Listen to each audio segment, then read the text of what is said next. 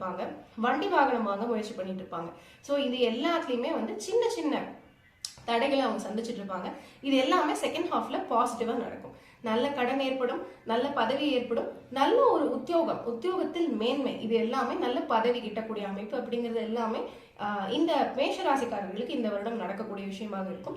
கொஞ்சம் ஹெல்த்ல மட்டும் கான்சியஸ் தேவை. பெரிய பயம் எதுவும் இல்லைனாலும் வீட்டில் ஒன்று மாற்றி ஒன்று கொஞ்சம் ஹெல்த் எக்ஸ்பென்சஸ் இருக்கும். நாங்கள் ஆல்ரெடி இஎம்ஐல எல்லாம் இருக்கோம் அப்படிங்கிறவங்க இது பெருசாக பயப்பட தேவையில்லை. ஏன்னா ஏற்கனவே சனி வந்து உங்களுக்கு இஎம்ஐ கொடுத்துருப்பாரு.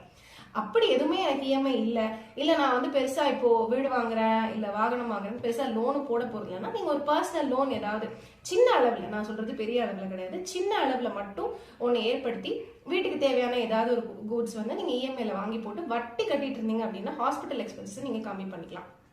இதோட கூட இன்னொரு முக்கியமான பாயிண்ட் நான் என்ன சொல்ல விரும்புறேன் அப்படின்னா, இந்த பர்சனல் லோன்ற வார்த்தையை அதனாலதான் நான் சரி பண்ண வேண்டிய அளவுக்கு கொண்டு போனேன்.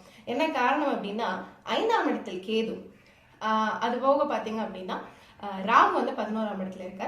ராகு தான் உங்களை வந்து பதவி வேணும், வீடு வேணும், இன்னும் முக்கியமான விஷயங்களை நான் செய்ய விரும்புறேன் அப்படின்னு உங்களை முன்னோக்கி சென்று பாசிட்டிவான விஷயங்களை செய்ய வைக்க போறார்.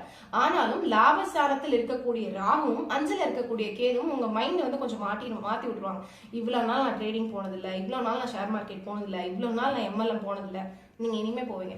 பர்டிகுலரா ராகு தசை நடப்புல இருக்கவங்களுக்கு, ராகு புக்தி நடப்புல இருக்கவங்களுக்கு ராகுவோட ஏதாவது ஒரு கிரகம் இருக்கு. ஃபார் எக்ஸாம்பிள், இப்போ நீங்க 1987 எடுத்துக்கோங்க, நீங்க பாண்ட்னு வச்சுக்கோங்களேன்.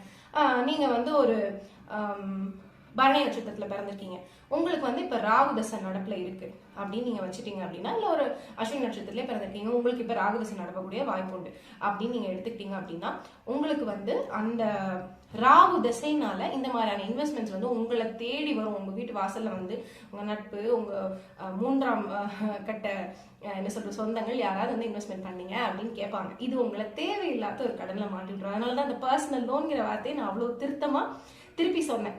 ஸோ அந்த மாதிரியான விஷயங்கள்ல இன்வெஸ்ட்மெண்ட் தயவு செஞ்சு பண்ணாதீங்க. பொதுவாக மேஷராசிக்காரர்கள் ஷார்ப்பான பீப்புள் தான்.